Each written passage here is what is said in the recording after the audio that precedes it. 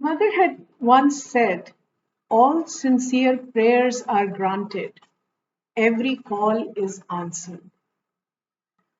This is a short reflection on what is a sincere prayer. Prayer, as we know, is one of the most common practices we have to connect with the divine, to establish a relation with the divine. Whether it is for any small personal object or some larger and less self centered one, most of us have often called and prayed to some higher power or higher being, someone who we feel has the power to grant our wish. Of course, from a spiritual point of view, it is not in our limited human capability to know whether a prayer should be granted or not. Only the divine knows what is truly needed for the aspirant, and that the divine gives. In our wiser moments, of course, we also know that when our prayer is not granted, it is actually the compassion and grace of that same higher wisdom which is behind the denial. But the very act of praying becomes a moment, a conscious act to consciously connect with the divine.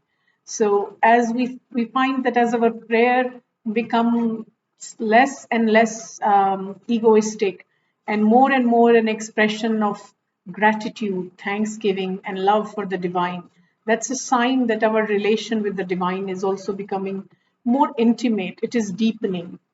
So, what exactly is sincere prayer, and what does it mean when Mother says that all sincere prayers are granted? I remember an old Hindustani slash Urdu couplet, a verse that I had heard many years back, actually, when I was a child. And it has been sort of etched in my memory since then. I don't know who had written it or where I read it or heard it for the first time, but it has stayed with me. And what the verse goes something like this. Um, दुआ मंजूर होती है अगर वो दिल से होती है मगर मुश्किल बस इतनी है कि वो मुश्किल से होती है. Roughly, this could be translated as a prayer is answered when it is from the heart. The only difficulty is that it happens with difficulty.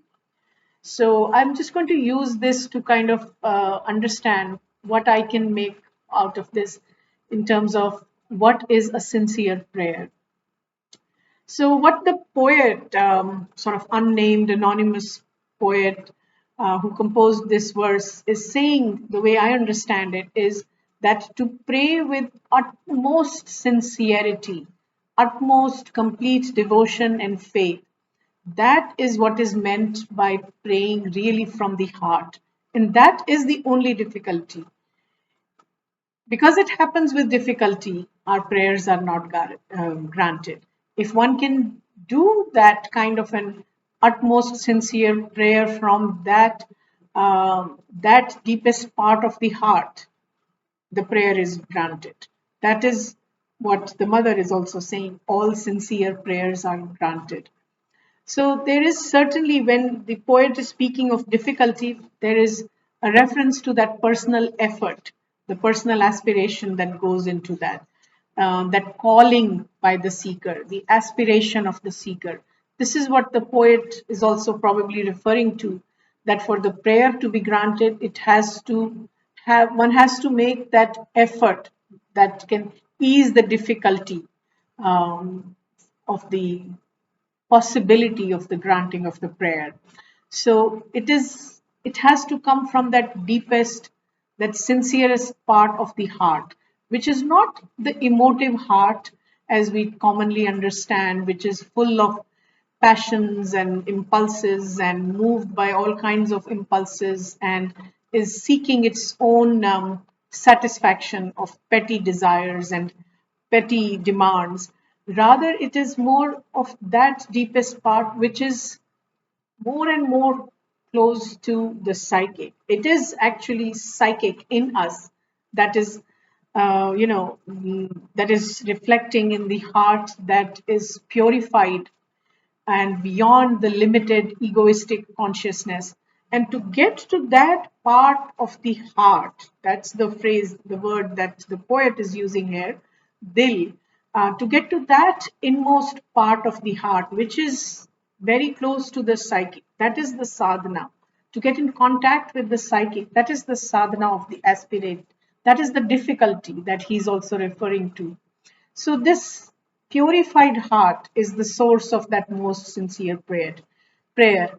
One of the things it has is a clear sight of its purpose or goal of the prayer, if you will, and that purpose is to seek only the divine and only for the sake of divine. So that is what I meant when I referred to that it is not moved by the petty demands. It is beyond the limited egoistic consciousness.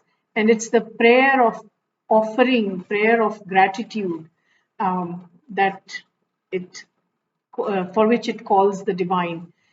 The other thing that this purified heart, that is actually more of a reflection of the psychic within, is that it has a deep, uncompromising, unfailing trust, faith and trust in the divine.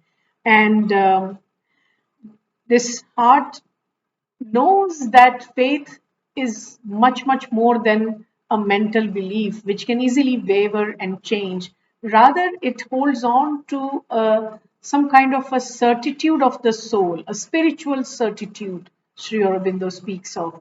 It understands that faith is that soul's ideal and it clings on to that even when it is not really fulfilled in life, even when the immediate facts of life or the persistent circumstances in the outer life, mind, and body continue to deny. And yet, this heart holds on to that ideal of that soul. That is the kind of faith it has.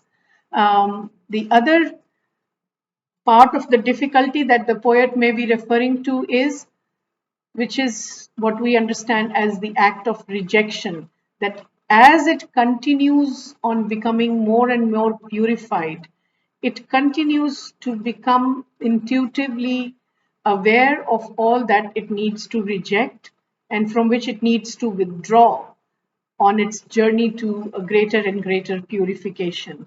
So it has the will to reject what needs to be rejected. And at the same time, it is keenly aware that this act of rejection is not possible without the grace and presence of the force, the mother's force, the divine Shakti. So, this is another aspect, another characteristic of this purified heart, that it is fully open and receptive to the working of the power of the divine force, which is most essential in this journey of purification. So when all of these elements are there, that is when the heart can make the call for from a place of truest, most sincere space within. And there is also an element of offering of itself, offering of the limitations and weaknesses of the human outer human nature as well. And that is when a call like that is made to the divine mother from this place of purity, from this purified heart, that is granted. That is the call that is answered, as the mother says. So this is in fact a most gentle, most delicate form of offering of oneself without any concern for whether this immediate object of the prayer is granted or not. And there's no pulling of any kind, no pressure of any sort that is applied to this call. There's no eagerness or impatience to this heart's prayer. That is what most sincere prayer is. There's no bargaining of any kind. Like, if this is granted, then my faith will grow. That may happen as a sort of a byproduct of this experience, but there is no conscious act of bargaining like that. That is the purest, sincerest prayer. And perhaps the only motive that this prayer has, whether the seeker, whether the caller is conscious or unconscious of that, is another matter, is of uniting of one's will to the divine's will. That let what is good for me should be done by the divine force.